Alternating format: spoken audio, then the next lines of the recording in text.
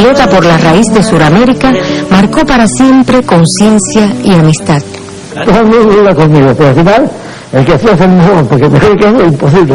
Alberto tenía 20 años cuando conoció a Ernesto con 14 de edad. En un libro que le dedicó el Che antes de partir a otras tierras del mundo, le escribió: te espero, gitano solitario, cuando el olor a pólvora amaine. Cuídate, que te queremos vivo para que siga orientando a los jóvenes.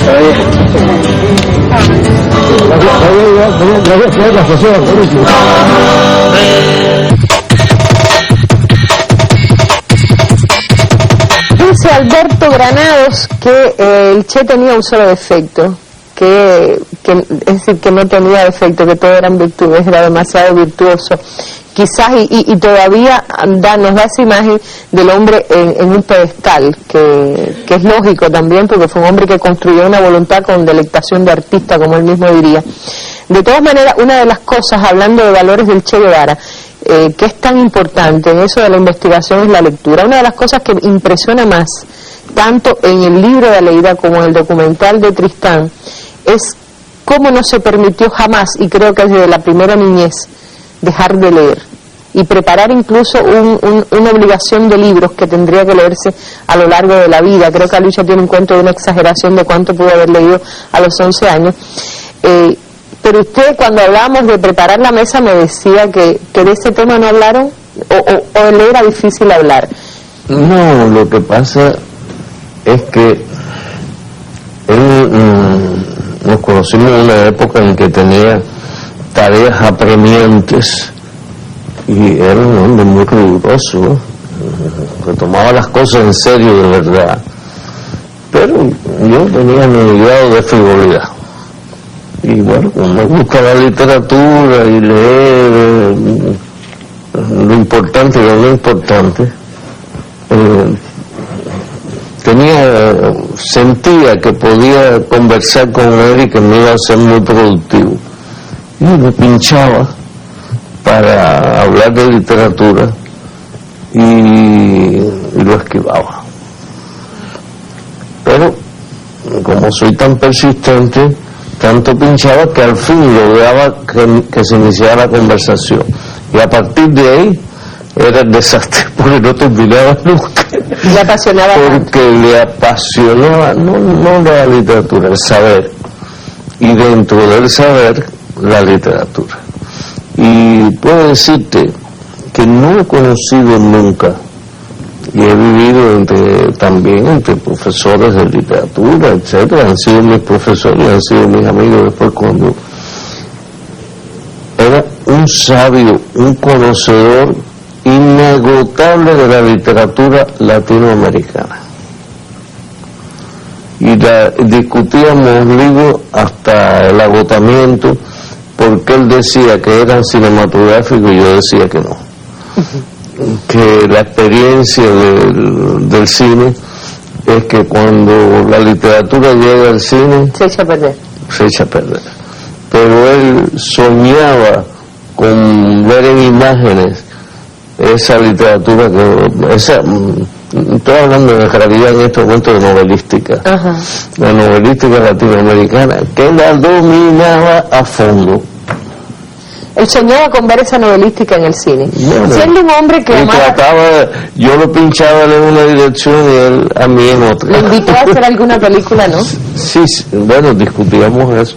Lo que pasa es que yo le decía, no da, porque en fin, ahora no voy a desarrollar mi idea sobre el cine. Claro, ahora, de todas maneras, en la película, una de las cosas que vemos junto con Tristán es que él se acompañaba de la poesía.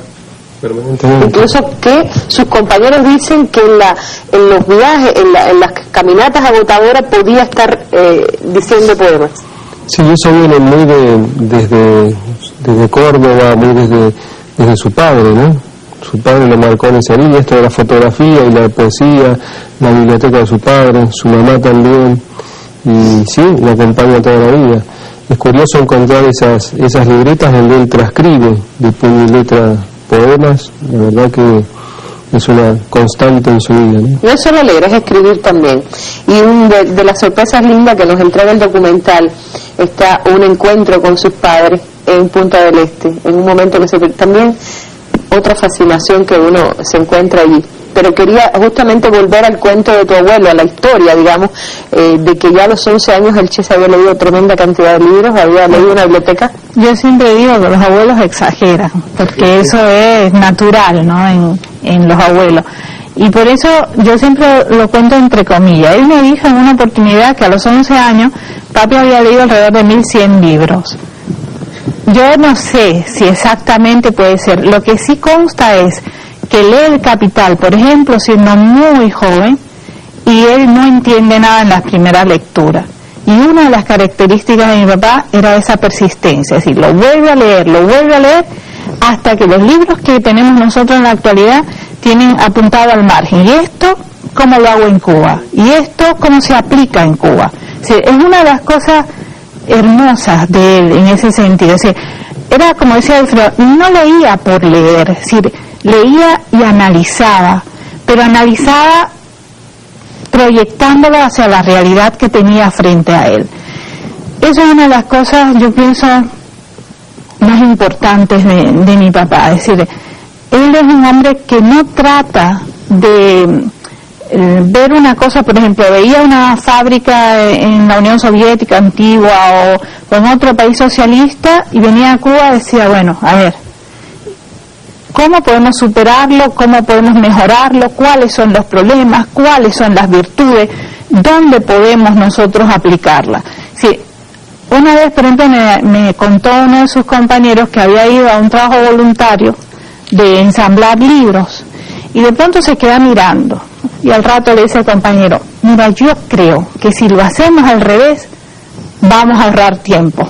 Vamos a demostrarlo. Lo empezó a hacer y efectivamente ahorraba unos minutos en el trabajo. Es decir, no era ir a hacer un trabajo voluntario por ayudar tampoco a una situación, no, era ir a hacer el trabajo voluntario para mejorar en lo que pudiera ese trabajo. Y que fuera útil, no es tampoco anotar una... útil, no, siempre útil. Es decir, no es la cosa de hacer un trabajo voluntario por hacer, no, es un trabajo voluntario que dé resultado. Que dé resultado y que la gente además se